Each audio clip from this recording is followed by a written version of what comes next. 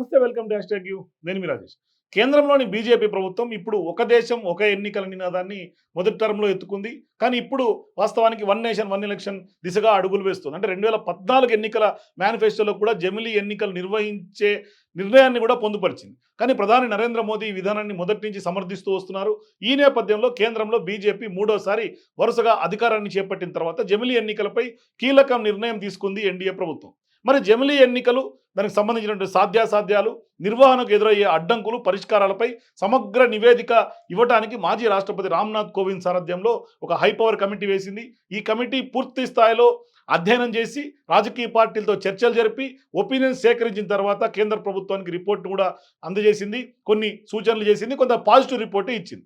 తాజాగా మోదీ సారథ్యంలో ఉన్నటువంటి మంత్రివర్గం కూడా ఈ నివేదికకు ఏకగ్రీవంగా ఆమోదం తెలిపింది. మరి కేంద్ర కేబినెట్ ఈ నిర్ణయాన్ని ఏకగ్రీవంగా ఆమోదం తెలిపిన తర్వాత మరి కేంద్ర మంత్రి అశ్విని వైష్ణవ్ కూడా పూర్తి స్థాయిలో మీడియా ముందుకు వచ్చి వెల్లడించారు. ఒకవైపు కేంద్ర ప్రభుత్వం జమిలీ ఎన్నికల విధానాన్ని ముందుకు తెస్తుండగా ప్రధాన ప్రతిపక్షం కాంగ్రెస్ మాత్రం దీన్ని తీవ్రంగా వ్యతిరేకిస్తోంది. ఖచ్చితంగా జమిలీ సాధ్యం కాదు, ఎట్లా ఎన్నికలు నిర్వహిస్తారంటూ కూడా కేంద్రానికి సవాల్ విసురుతోంది. తాజాగా కాంగ్రెస్ సారథ్యంలో 15 ప్రతిపక్ష పార్టీలు కూడా ఈ విధానాన్ని వ్యతిరేకిస్తూ ప్రకటనలు చేశాయి. ఇక జమిలీ ఎన్నికల విధానాన్ని ముందుకు తేవాల్సినటువంటి అవసరం ఏంటి, ప్రతిపక్షాలు ఎందుకు వ్యతిరేకిస్తున్నాయి, అసలు ఒకే పార్టీ ఒకేసారి ఎన్నికలు నిర్వహిస్తే ఎవరికి లాభం, ఈ వివరాలు ఒకసారి కనుక మనం ఇన్డెప్త్గా చూసే ప్రయత్నం చేస్తే దేశంలో ఎన్నికల ప్రక్రియ ఎడతెగని విధంగా ఉంటోందని, ఖచ్చితంగా ప్రతి నెల ఏదో ఒక చోట ఏవో ఒక ఎన్నికలు జరుగుతూనే ఉంటాయి దేశంలో అని చెప్పే ప్రయత్నం బీజేపీ చేస్తుంది.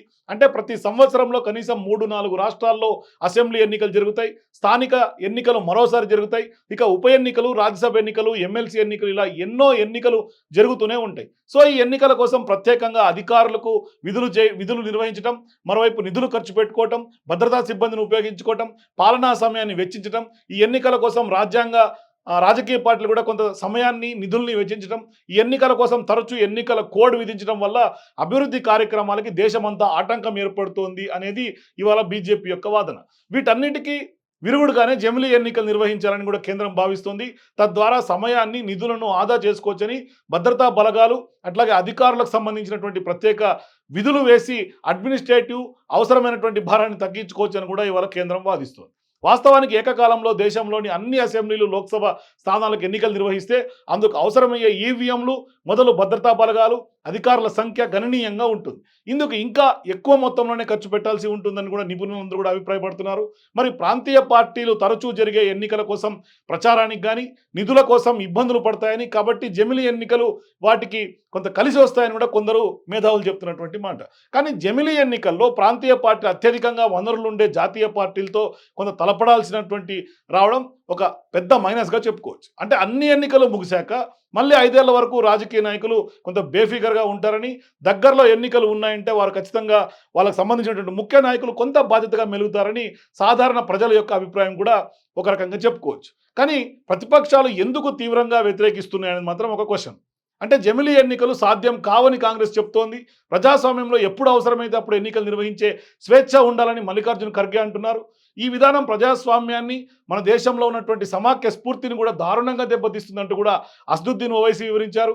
మరోవైపు లోక్సభ, అసెంబ్లీ ఎన్నికలతో పాటుగా స్థానిక సంస్థలకు కూడా ఒకేసారి ప్రచారం చేయాలనే ఆరాటంలో ఉన్నటువంటి కేంద్రంలో ఉన్నటువంటి పెద్దల కోసం ఈ విధానం తీసుకురావడం సరికాదని ఇవాళ ప్రతిపక్షాలు ఎదురుదాడి చేస్తున్నాయి బీజేపీ.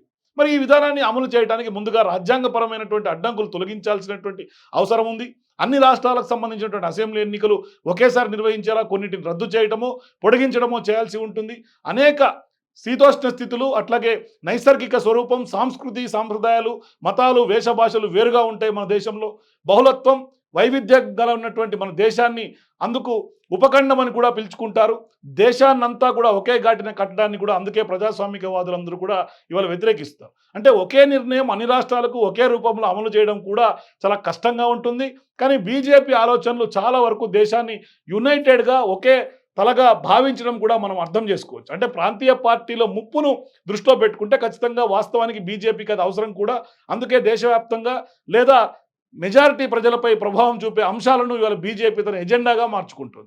అఖండ భారత్ను కాంక్షించే ఈ పార్టీ దేశభక్తి, మతం, GST, one nation one election, అట్లాగే వన్ రేషన్ కార్డు వంటి ఆలోచనలాగానే వన్ నేషన్ వన్ ఎలక్షన్ కూడా చూడొచ్చు అనేది తెలుపుతోంది. అంటే ఖచ్చితంగా కూడా ఇవాళ వన్ నేషన్ వన్ ఎలక్షన్కి కొంత రాజకీయ పార్టీల నుంచి మిక్స్డ్ రియాక్షన్స్ వస్తున్నాయి. ఇది వాస్తవానికి బీజేపీ దీని వెనకాల పెద్ద ఎత్తుగడ వేస్తోంది రాజకీయంగా అనేది కూడా ఇవాళ చాలా మంది మేధావులు అభిప్రాయపడుతున్నారు. మొత్తం మీద ఇవాళ బీజేపీ ఎత్తుగడలో ఖచ్చితంగా one nation one election success అవుతుందా ఫెయిల్ అవుతుందా అనేది మాత్రం వెయిట్ చేసి చూడాలి. మీరు కూడా మేము ఎప్పుడైనా కామెంట్ రూమ్ తెలియజేయండి. For more videos please watch #.